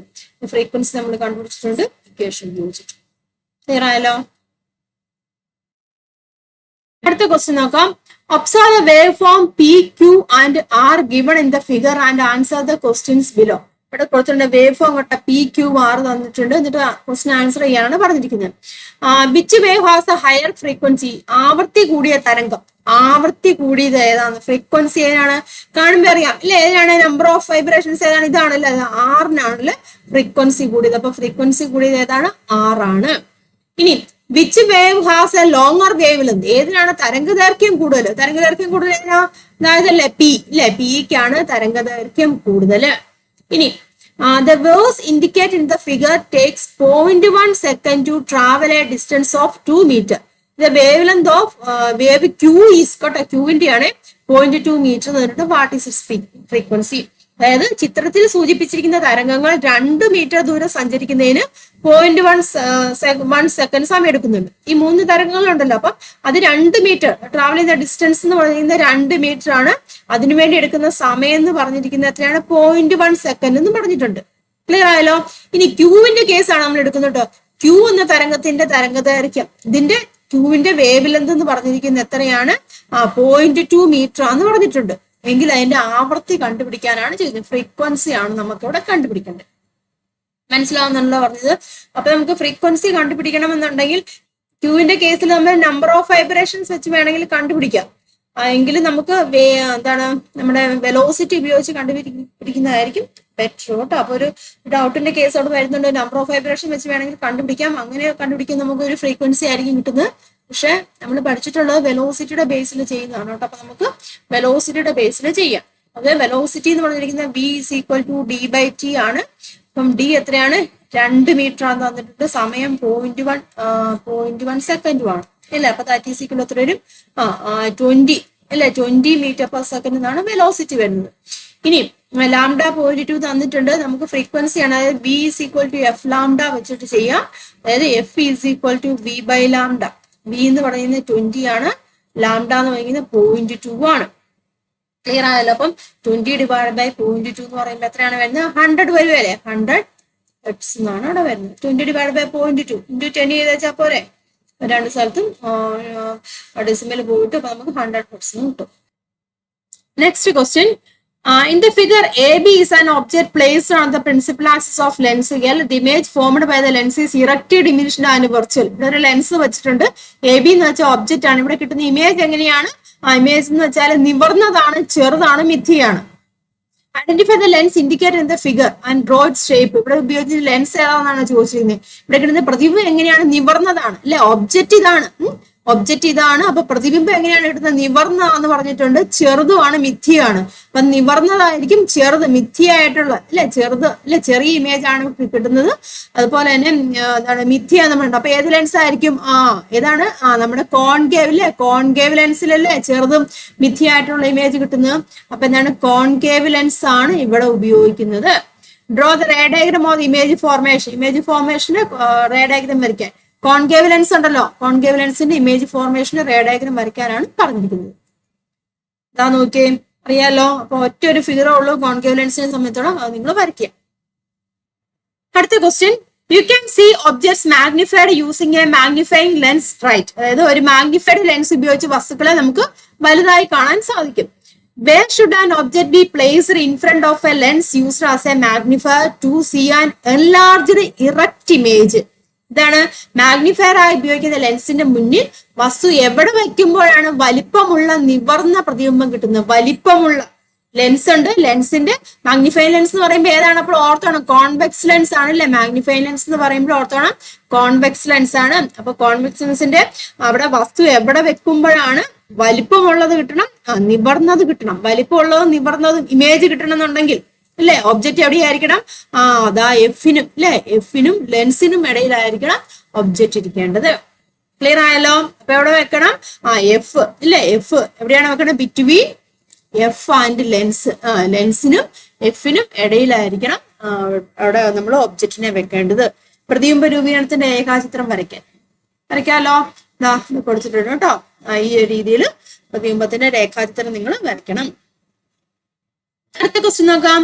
An object OB is placed between focus and convex lens. അതായത് ഒരു ഒബ്ജക്റ്റ് എവിടെയാണ് വെച്ചിരിക്കുന്നത്? ഫോക്കസിനും ലെൻസിനും ഇടയിൽ. കോൺവെക്സ് ലെൻസ് ആണ് കേട്ടോ. ഫോക്കസ് ഇവിടെയാണ്, ലെൻസിനും ഇടയിൽ വെച്ചിരിക്കുന്നു. If height of the object is 3 centimetre, അതായത് ഒബ്ജക്റ്റിന്റെ ഹൈറ്റ് HO തന്നിട്ടുണ്ട് 3 centimetre. Height of the image, പ്രതിബിംബം ഉണ്ടാവുന്നല്ലേ, പ്രതിബിംബത്തിന്റെ ഹൈറ്റ് തന്നിട്ടുണ്ട് എത്രയാണ്? 9 സെന്റിമീറ്റർ എന്ന് പറയുന്നുണ്ട്. Find the magnification of the image. ഇമേജിന്റെ മാഗ്നിഫിക്കേഷൻ കണ്ടുപിടിക്കാമല്ലോ. Magnification M is equal to, equation എങ്ങനെയാണ്? HI/HO ആണല്ലേ. That is equal to 9/3, that is equal to 3 എന്ന് വരും. മാഗ്നിഫിക്കേഷൻ എത്ര കിട്ടി? 3 ആണ്, +3 ആണ് വന്നത്. Can you project the image on a screen? Justify your answer. അവിടെ ഈ ഒബ്ജക്റ്റ് വെച്ച് ഇമേജ് സ്ക്രീനിൽ കിട്ടുമോ എന്നാണ് ചോദിച്ചത്. ഇമേജ് സ്ക്രീനിൽ കിട്ടുമോ?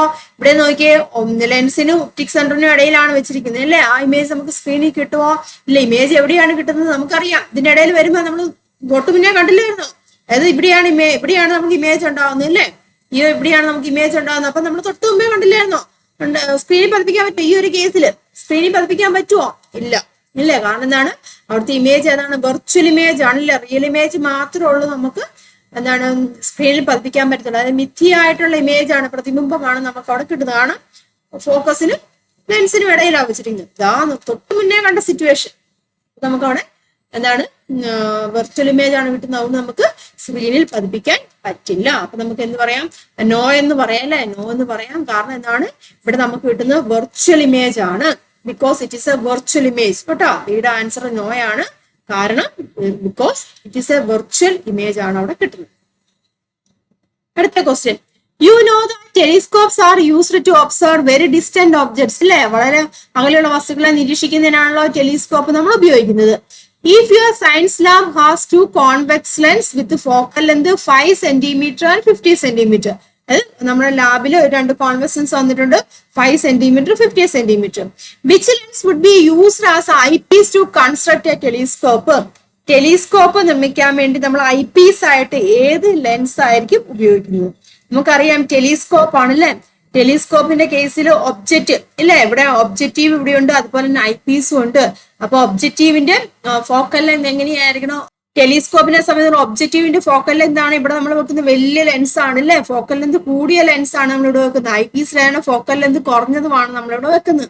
അപ്പൊ ഇവിടെ നോക്കിയാൽ ഫോക്കൽ ലെങ്ത് 5 സെന്റിമീറ്റർ 50 സെന്റിമീറ്റർ. അപ്പം കൂടുതൽ ഫോക്കൽ ലെങ്ത് ഉള്ളത് നമ്മൾ ഒബ്ജക്റ്റീവിനാണ് വെക്കുന്നത് അല്ലേ. കുറഞ്ഞ ഫോക്കൽ ലെങ്ത് ഉള്ളത് നമ്മൾ ഐപീസിനുമാണ് വെക്കുന്നത്. ചോദിച്ചിരിക്കുന്നത് എന്താണ്? Which lens would be used as eyepiece? ഐപീസിന് നമ്മൾ ഏത് ലെൻസ് ആണ് ഉപയോഗിക്കുന്നത്?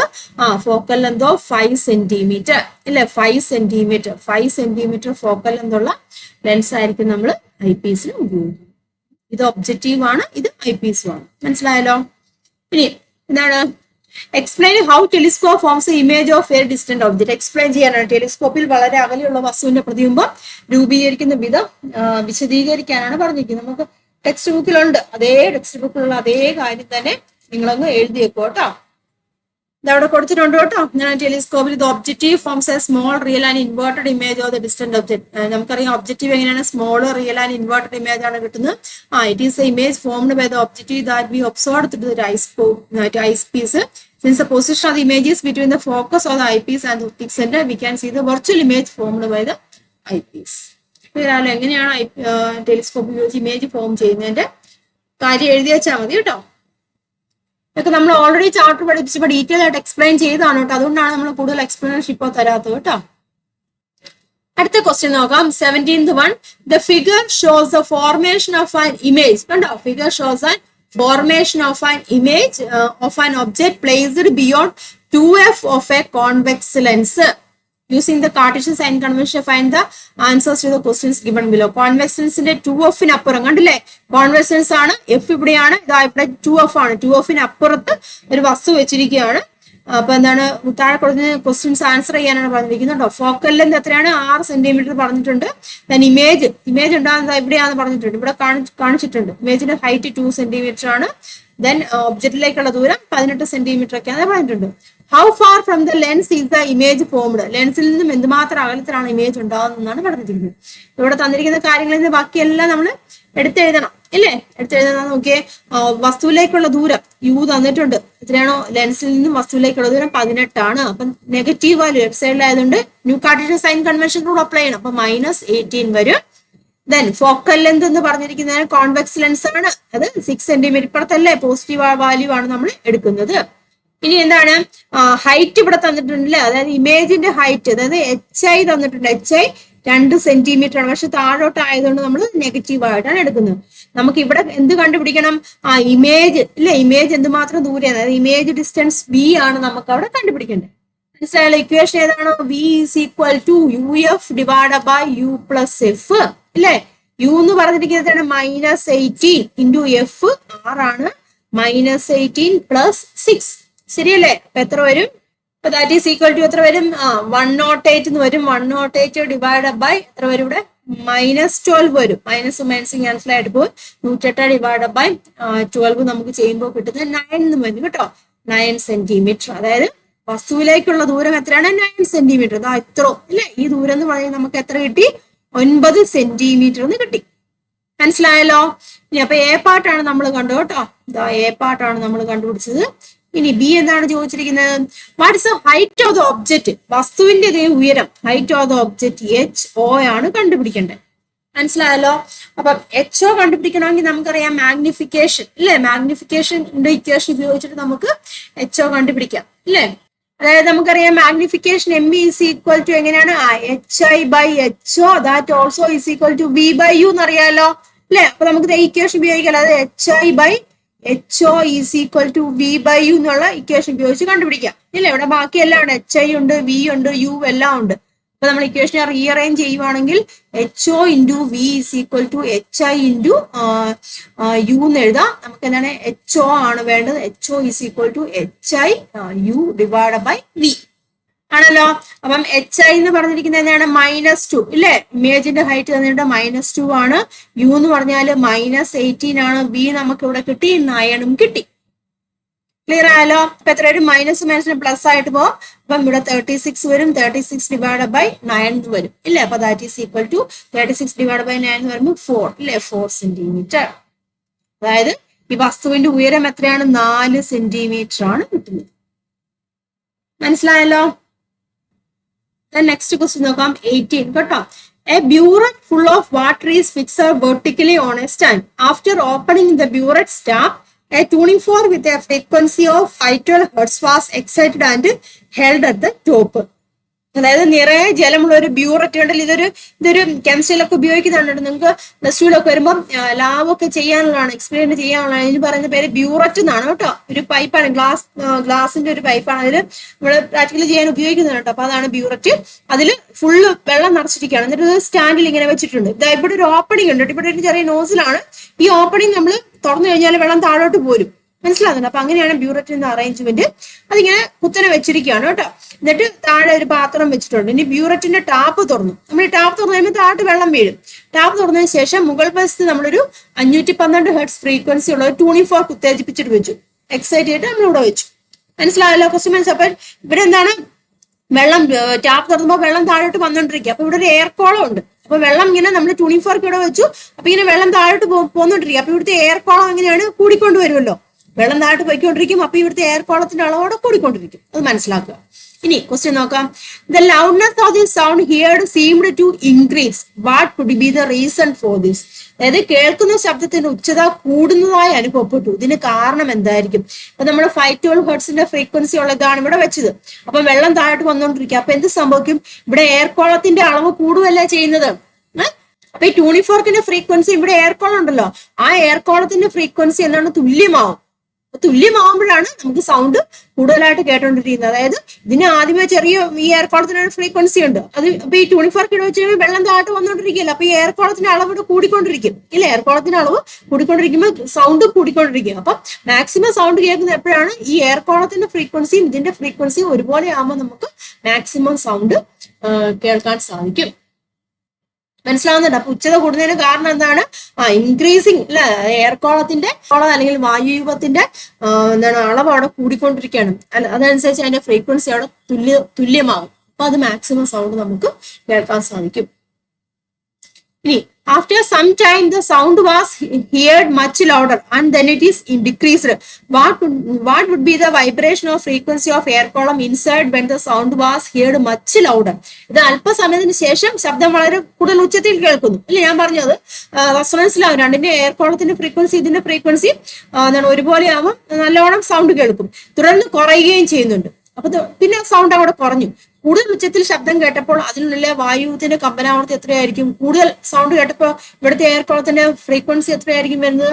ഇതിന്റെ ഫ്രീക്വൻസിയോട് ഈക്വൽ ആവുമല്ലോ. അതായത് ഇതിന്റെ ഫ്രീക്വൻസി എത്രയാണ്? 512 ഇല്ലേ? അപ്പൊ മാക്സിമം സൗണ്ട് കേട്ടപ്പോൾ അവിടുത്തെ വായുയുഗത്തിന്റെ അല്ലെങ്കിൽ എയർ കോളത്തിന്റെ ഫ്രീക്വൻസി എത്രയാണ്? 512 ഹെർട്സ് ആയി. അതിന് പിന്നെയും വെള്ളം പോന്നുകൊണ്ടിരിക്കുകയല്ലേ, വെള്ളം താഴോട്ട് പോന്നുകൊണ്ടിരിക്കുക. പിന്നെ എന്താണ്? ഫ്രീക്വൻസി അവിടെ കുറയും. എയർ കോളത്തിന്റെ ലെങ്ത് കൂടിക്കൂടി വരുന്നതനുസരിച്ച് ഫ്രീക്വൻസി കുറയും. മനസ്സിലാവുന്നുണ്ട്? അപ്പൊ അന്നേരമാണ് സൗണ്ട് അവിടെ കുറയുന്നത്. ക്ലിയർ ആയല്ലോ? ആൻസറോട് കൊടുത്തിട്ടുണ്ട് കേട്ടോ. ആദ്യത്തെ case because of forced vibration the air column also vibrates along with the tuning fork. The sound from both the source are the reason for the increase of loudness. രണ്ട് സോഴ്സിന്റെ sound air കോളത്തിന്റെ അളവ് കൂടുന്നതനുസരിച്ചിട്ട് എന്താണ് ഇത് sound കൂടിക്കൊണ്ട് വരും. അപ്പം sound കൂടിക്കൊണ്ട് maximum ആകുന്ന എപ്പോഴാണ്? രണ്ടിന്റെ ഫ്രീക്വൻസി ഒരുപോലെ ആകുമ്പോൾ. ക്ലിയർ ആയല്ലോ? ഇപ്പൊ രണ്ടിന്റെ ഫ്രീക്വൻസി ഒരുപോലെ ആകുമ്പോൾ എന്ന് പറയുമ്പോൾ എന്താണ് ആ എയർ കോളത്തിന്റെ ഫ്രീക്വൻസി എത്രയായിരിക്കും? 512 ഹെർട്സ് ആയിരിക്കും. ഇനി അതിന്റെ C part. Some students opine that to hear sound loudly again, a tuning fork with a lower frequency than the first one should be used, while other students suggest a tuning fork with a higher frequency. What is your opinion? അതായത് ശബ്ദം വീണ്ടും ഉച്ചത്തിൽ കേൾക്കണമെങ്കിൽ ആദ്യം ഉപയോഗിച്ച tuning ഫോർക്കിനേക്കാൾ ആവർത്തി കുറഞ്ഞ tuning fork ഉപയോഗിക്കാനാണ് കുറെ കുട്ടികളും, ആവർത്തി കൂടിയത് ഉപയോഗിക്കാൻ കുറെ കുട്ടികളും അഭിപ്രായപ്പെട്ടു. എന്തായിരിക്കും അഭിപ്രായം? ശബ്ദം നമ്മൾ എന്താണ് ആദ്യമേ കൂടുതലായിട്ട് കേട്ടോണ്ടെന്നു, അത് കഴിഞ്ഞ് പിന്നെ സംഭവിച്ച് മാക്സിമം സൗണ്ട് കേട്ടു, പിന്നെ എന്താണ് സൗണ്ട് കുറഞ്ഞു വന്നു ഇല്ല, സൗണ്ട് കുറഞ്ഞു വന്നപ്പോ പിന്നെയും സൗണ്ട് ക്ലിയർ ആയിട്ട് കേൾക്കണമെന്നുണ്ടെങ്കിൽ എങ്ങനെയായിരിക്കും? ഹയർ ഫ്രീക്വൻസിയുള്ള ട്യൂണിംഗ് ഫോർക്ക് ഉപയോഗിക്കണോ, ലോവർ ഫ്രീക്വൻസിയുള്ള ട്യൂണിംഗ് ഫോർക്ക് ഉപയോഗിക്കണോ? ഇതിന്റെ 512 ആണല്ലേ. അപ്പൊ അതിന്റെ നമ്മളിങ്ങനെ കൂടിക്കൂടി വന്ന് മാക്സിമം ആയപ്പോൾ 512 ആയി. പിന്നെ സൗണ്ട് കുറഞ്ഞു വന്നു. അപ്പൊ പിന്നെ സൗണ്ട് കൂടുതൽ കേൾക്കണമെന്നുള്ളതാണ് ഇതിന്റെ ഫ്രീക്വൻസി വരെ എത്തി. പിന്നെ എന്ത് സംഭവം? പിന്നെ ഏത് ഫ്രീക്വൻസികൾ ഉപയോഗിക്കണം? ഇതിന്റെ കുറഞ്ഞ ഫ്രീക്വൻസികൾ ഉപയോഗിക്കേണ്ടേ? മനസ്സിലാവുന്നുണ്ടോ? ആദ്യം ഉപയോഗിച്ച ട്യൂണിംഗ് ഫോർക്കിന്റെ ആവൃത്തിയേക്കാൾ കുറഞ്ഞ ആവൃത്തിയുള്ള ട്യൂണിംഗ് ഫോർക്ക് ഉപയോഗിച്ചാൽ മാത്രമേ ഉള്ളൂ നമുക്ക് പിന്നെ മാക്സിമം സൗണ്ട് അവിടെ കേൾക്കാൻ സാധിക്കത്തുള്ളൂ. വേറെ നമുക്കറിയാം ഫ്രീക്വൻസി ലെങ്തും ഇല്ലേ? ഫ്രീക്വൻസി ലെങ്തും എങ്ങനെയാണ്? ഇൻവേഴ്സ്ലി പ്രപ്പോർഷണൽ ആണ് നമ്മൾ പഠിച്ചതല്ലേ? ലെങ്ത് കൂടുവാണെന്നുണ്ടെങ്കിൽ ഫ്രീക്വൻസി അവിടെ കുറയും. ലെങ്ത് കൂടുന്തോറും എന്താണ്? ഫ്രീക്വൻസി അവിടെ കുറയുവാണ് ചെയ്യുന്നത്. ക്ലിയർ ആയല്ലോ? അവിടെ നോക്കട്ടോ. They have to use tuning forks or lower frequency because when the length of air column increases, its natural frequency decreasing. ഇല്ലേ? അത് നാച്ചുറൽ ഫ്രീക്വൻസി കുറയും. To make resonance with the air column of lower frequency, the tuning fork with lower frequencyയാണ് ഉപയോഗിക്കുക. ആദ്യം ഉപയോഗിച്ച tuning ഫോർക്കിന്റെ ആവൃത്തിയേക്കാൾ കുറഞ്ഞ ആവൃത്തിയുള്ള tuning fork ഉപയോഗിച്ചാൽ അനുനാദം ഉണ്ടാവും. കാരണം അതിലെ ജലത്തിന്റെ അളവ് കുറയുമ്പോൾ വായുവിന്റെ നീളം കൂടുകയും ചെയ്യുന്നു. ആവൃത്തിയും എന്താണ് ലെങ്തും എങ്ങനെയാണ്? വിപരീത അനുപാതത്തിലാണ്. ഇതൊക്കെ കൺസെപ്റ്റ് ബേസ്ഡ് ആയിട്ടുള്ള ക്വസ്റ്റ്യൻസ് ആണ് കേട്ടോ. അപ്പൊ കൺസെപ്റ്റ് കൃത്യമായിട്ട് മനസ്സിലാക്കണം കേട്ടോ. അടുത്ത അതിന്റെ ഡീ പാർട്ട് കൂടെ ഉണ്ട്. When the sound was heard much louder from inside the burette, another object nearby was seen to vibrate with a high amplitude. What would be the natural frequency of that object? അതായത് ബ്യൂററ്റിനുള്ളിൽ നിന്നും കൂടുതൽ ഉച്ചത്തിൽ ശബ്ദം കേട്ടപ്പോൾ സമീപത്തിരുന്ന മറ്റൊരു വസ്തു ഉയർന്ന ആയതിൽ കമ്പനം ചെയ്യുന്നതായിട്ട് കണ്ടു. മാക്സിമം സൗണ്ട് കേട്ടപ്പോൾ അടുത്തിരുന്ന മറ്റൊരു വസ്തു ഇതേ നല്ല ഇതിൽ കമ്പനം ചെയ്യുന്ന കേട്ടോ. ആ വസ്തുവിന്റെ സ്വാഭാവിക ആവൃത്തി എത്രയായിരിക്കും എന്നാണ് ചോദിച്ചിരിക്കുന്നത്. അപ്പൊ ആ വസ്തുവിന്റെ സ്വാഭാവിക ആവൃത്തി അടുത്തിരുന്ന മറ്റൊരു വസ്തു എന്താണ്? കമ്പനം ചെയ്യുന്നുണ്ട്. അപ്പൊ എന്താണ്? എത്രയായിരിക്കും? ഈ ബ്യൂററ്റിനുള്ളിൽ എയർ കോളം ഉണ്ടല്ലോ, അതിന്റെ ആവൃത്തിയോട് തുല്യമായിരിക്കുമല്ലോ. മനസ്സിലാവുന്നുണ്ടോ പറഞ്ഞത്? അപ്പൊ പുറത്തിരുന്ന ഒരു വസ്തു കമ്പനം ചെയ്യണമെന്നുണ്ടെങ്കിൽ ഈ ബ്യൂററ്റിന്റെ അകത്തുള്ള എയർ കോളത്തിന്റെ ഫ്രീക്വൻസിയോട് ഈക്വൽ ആയിരിക്കും. ക്ലിയർ ആയല്ലോ? നോക്കട്ടെ, the natural frequency of the object would be the natural frequency of the tuning fork. അതായത് ആ ഒബ്ജക്റ്റിന്റെ ഫ്രീക്വൻസി ഉണ്ടല്ലോ, അതിന്റെ ഒപ്പം ട്യൂണിംഗ് ഫോർക്ക് നമ്മൾ ലോ ഫ്രീക്വൻസിയുടെ ട്യൂണിംഗ് ഫോർക്ക് ഉപയോഗിച്ചില്ലേ. ലോ ഫ്രീക്വൻസിയുടെ ട്യൂണിംഗ് ഫോർക്ക് എന്ന് പറയുമ്പോൾ എന്താണ്, ഇതിന്റെ ഉള്ളിലുള്ള ആ വായു എയർ കോളത്തിന്റെ ഫ്രീക്വൻസിയോട് ഈക്വൽ ആയിരിക്കും. അപ്പം അത് രണ്ട് ഈക്വൽ ആയിട്ടുള്ള ട്യൂണിംഗ് ഫോർക്ക് ഉപയോഗിക്കുക. അല്ലെങ്കിൽ ബ്യൂററ്റിന്റെ അകത്തുള്ള വായുവിന്റെ കമ്പനാവർത്തിക്ക് തുല്യമായിരിക്കും. ആ എയർ കോളം ഉണ്ടല്ലോ, ആ എയർ കോളത്തിന്റെ എന്താണ് ഫ്രീക്വൻസിക്ക് തുല്യമായിരിക്കും. അല്ലെങ്കിൽ നമ്മൾ ഉപയോഗിച്ച ട്യൂണിംഗ് ഫോർക്കിന്റെ ഫ്രീക്വൻസിക്ക് തുല്യമായിരിക്കും. രണ്ടാമത് ഉപയോഗിച്ച ട്യൂണിംഗ് ഫോർക്കിന്റെ ഫ്രീക്വൻസിക്ക് തുല്യമായിരിക്കും. അടുത്ത ക്വസ്റ്റ്യൻ നോക്കാം. 18B ആണ് കേട്ടോ. A police officer working at a busy traffic signal point hears sound of various frequencies. Some frequencies of the sound reaching him are given below. അത് ഒരു തിരക്കേറിയ ട്രാഫിക് സിഗ്നൽ പോയിന്റിൽ ജോലി ചെയ്യുന്ന പോലീസ് ഉദ്യോഗസ്ഥൻ വിവിധ ആവർത്തിയിലുള്ള ശബ്ദങ്ങൾ കേൾക്കുന്നു. അദ്ദേഹത്തിന്റെ സമീപത്ത് ശബ്ദത്തിന്റെ ചില ആവർത്തികൾ ഇവിടെ കൊടുത്തിട്ടുണ്ട്. മനസ്സിലായല്ലോ? നോക്കുക. Which frequencies of sound can the police officer hear? Police ഓഫീസർക്ക് കേൾക്കാൻ സാധിക്കുന്ന ഏതൊക്കെയായിരിക്കും ഫ്രീക്വൻസി? നമുക്കറിയാം ഓഡിബിൾ റേഞ്ച് എന്ന് പറഞ്ഞിരിക്കുക എത്രയാണ്? 20 ഹെർട്സ് അല്ലെ. 20 ഹെർട്സ് മുതൽ 20,000 ഹെർട്സ് വരെയാണ്. അപ്പൊ അതിന്റെ ഉള്ളിലുള്ള നമുക്ക് കേൾക്കാൻ സാധിക്കും അല്ലെ. അപ്പൊ ഏതൊക്കെ കേൾക്കാൻ സാധിക്കും നോക്കിയേ. അതാ നോക്കുക. 150 ഇല്ലേ, 150 ഹെർട്സ് കേൾക്കാൻ സാധിക്കും. 1200 കേൾക്കാൻ സാധിക്കും. പിന്നെ 500 കേൾക്കാൻ സാധിക്കും. പിന്നെ എത്രയാണ്? 16,000. അപ്പൊ ഈ 4 ഫ്രീക്വൻസിയിലുള്ള സൗണ്ട് കേൾക്കാൻ സാധിക്കും. ക്ലിയർ ആയല്ലോ? അതായത് 150, 1200, 500, 1600. ഇനി അടുത്ത്, what is the range of sound audible to human ബീയിന്റെ റേഞ്ച് നമ്മളിപ്പോ പറഞ്ഞു എത്രയാണ്? 20 ഹെർട്സ് ടു 20,000 ഹെർട്സ് വരെയാണ് നമുക്ക് കേൾക്കാൻ സാധിക്കുന്നത്. ഇനി ബൈ വാട്ട് നെയിം ഈ sound with a frequency lower than the human audible lower limit. അതായത് മനുഷ്യന് കേൾക്കാൻ കഴിയുന്ന ശബ്ദത്തിന്റെ താഴ്ന്ന പരിധിയേക്കാൾ കുറഞ്ഞ ആവർത്തിയുള്ള ശബ്ദം ഏത് പേരിൽ അറിയപ്പെടുന്നുണ്ട്? ഇൻഫ്രാസോണിക് ഇല്ലേ. ഇൻഫ്രാസോണിക് ആണ് below 20 hertz. Write 2 uses of sound with a frequency higher than the human. അതായത് മനുഷ്യൻ കേൾക്കാൻ സാധിക്കുന്ന ശബ്ദപരിധി ഉണ്ടല്ലോ, അതായത് 20,000 ഹെർട്സ്. അതിനേക്കാളും കൂടുതലുള്ളതിനെ നമ്മൾ എന്താ പറയുന്നത്? അൾട്രാസോണിക് തന്നെ. അതിന്റെ യൂസസ് എഴുതാനാണ് പറഞ്ഞത്. ഏതെങ്കിലും 2 യൂസസ് എഴുതാൻ ഇല്ല. നമ്മൾ പറഞ്ഞ അൾട്രാസോണോഗ്രഫി ഉപയോഗിക്കുന്നുണ്ട്, പിന്നെ എന്താണ് സോണാറിൽ ഉപയോഗിക്കുന്നുണ്ട് ഇല്ല. നമ്മൾ ഒരുപാട് യൂസസ് പഠിച്ചല്ലേ. അതായത് അൾട്രാസോണിക് സൗണ്ടിന്റെ എന്താണ് യൂസസ് കേട്ടോ. അൾട്രാസോണിക് സൗണ്ട് ഉണ്ട്. അൾട്രാസോണിക് സൗണ്ടിന്റെ ഏതെങ്കിലും 2 യൂസസ് എഴുതാനാണ് പറഞ്ഞിരിക്കുന്നത്. നമ്മൾ പറഞ്ഞായിരുന്നു അൾട്രാസോണോഗ്രഫി ഉണ്ട്, പിന്നെന്താണ് പിന്നെ സോണാറിൽ ഉപയോഗിക്കുന്നുണ്ട് അല്ലെ. സോണാറിൽ ഉപയോഗിക്കുന്നുണ്ട്. പിന്നെന്താണ് ഫിസിയോതെറാപ്പിയിലൊക്കെ ഉപയോഗിക്കുന്നുണ്ട് അല്ലെ. പിന്നെന്താണ് ഉറക്കയിലൊക്കെ ഉള്ള കല്ലുകളൊക്കെ പൊടിച്ചു കളയാനൊക്കെ ഇല്ല. അങ്ങനെ പല യൂസസുകളുണ്ട്. അപ്പൊ ഏതെങ്കിലും 2 യൂസസുകൾ എഴുതുക കേട്ടോ. ആൻസേഴ്സ് കൊടുത്തിട്ടുണ്ട്. It is use in sonars ഉപയോഗിക്കുന്നുണ്ട് to crush small stones in the kidneys അല്ലെ. കിഡ്നീസിൽ സ്റ്റോൺസ് ഉള്ള ക്രഷ് ചെയ്യാൻ. പിന്നെ എന്താണ് മെഡിക്കൽ രംഗത്ത് സോണോഗ്രഫിയിൽ അതാണ് പറഞ്ഞ് ക്രഷ് ചെയ്യാൻ. പിന്നെ ഫിസിയോതെറാപ്പിയിൽ ഉപയോഗിക്കുന്നുണ്ട്. ഏതെങ്കിലും 2 യൂസസുകൾ എഴുതുക. ക്ലിയർ ആയല്ലോ? അപ്പം ഇത്തരം ക്വസ്റ്റ്യൻസ് ആണ് നിങ്ങളുടെ ഓണപരീക്ഷയിൽ ഉണ്ടായിരുന്ന എല്ലാം നല്ല സ്റ്റാൻഡേർഡ് ഉള്ള ക്വസ്റ്റ്യൻസ് ആണ്. നിങ്ങൾക്ക് തോന്നുമ്പോൾ ഇച്ചിരി ടഫായിട്ട് തോന്നും. പക്ഷെ ഈ ലെവലുള്ള ക്വസ്റ്റ്യൻസുകളൊക്കെ നിങ്ങൾ ട്രൈ ചെയ്ത് അല്ലെങ്കിൽ ചെയ്ത് നോക്കിയാൽ മാത്രമുള്ളൂ നിങ്ങൾക്ക് ഹയർ ക്ലാസ്സുകളിലേക്ക് വരുമ്പോൾ കൂടുതൽ കാര്യങ്ങളൊക്കെ പഠിക്കാനും മനസ്സിലാക്കാനും സാധിക്കത്തുള്ളൂ. അതിനുവേണ്ടി തയ്യാറാക്കിയിട്ടുള്ള സിലബസുമാണ് ഇപ്പോഴത്തെ സിലബസ്. കാരണം എന്ന് വെച്ചാൽ ഹയർ ക്ലാസ്സുകളിലേക്ക് വരുമ്പോൾ ഒരുപാട് കുട്ടികൾ ബുദ്ധിമുട്ടുന്ന കാണാറുണ്ട്. +1 +2 വരുമ്പോൾ കൺസെപ്റ്റ് അറിയാതെ ബുദ്ധിമുട്ടുന്ന കാണാറുണ്ട്. കാണാതെ പഠിച്ചു പോകുന്ന പ്രശ്നമായതുകൊണ്ട് അപ്പം അതിനൊക്കെ ഒരു പരിഹാരമാണ് ഇപ്പൊ പുതിയ പാറ്റേൺ എന്ന് പറയുന്നത്. അപ്പൊ അതിനനുസരിച്ച് നമ്മൾ മാറണം. നമ്മുടെ പഠനരീതി മുന്നേ വർഷങ്ങളിൽ തുടർന്നുകൊണ്ടിരുന്ന പഠനരീതി കംപ്ലീറ്റ് ആയിട്ട് മാറി വെച്ച് കൺസെപ്റ്റ് ബേസ് പഠിക്കുന്ന ഞാൻ എപ്പോഴും പറയുന്ന ഒരു കാര്യമാണ്, ഏത് ടോപ്പിക്കാണോ നമ്മൾ പഠിക്കുന്നത് ആ ടോപ്പിക്കിൽ ഒരു ലൈൻ ആയാലും പോലും അതിന്റെ കൺസെപ്റ്റ് മനസ്സിലാക്കുക.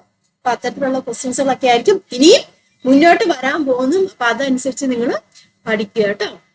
അപ്പൊ എല്ലാവർക്കും ക്വസ്റ്റ്യൻ ആൻസറുകളെല്ലാം ക്ലിയർ ആണെന്ന് ഞാൻ വിശ്വസിക്കുകയാണ്. എന്തെങ്കിലും ഡൗട്ട് ഉണ്ടെങ്കിൽ കമന്റ് ചെയ്യുക കേട്ടോ. വാട്സ്ആപ്പ് ഗ്രൂപ്പിലൊക്കെ ജോയിൻ ചെയ്യുക.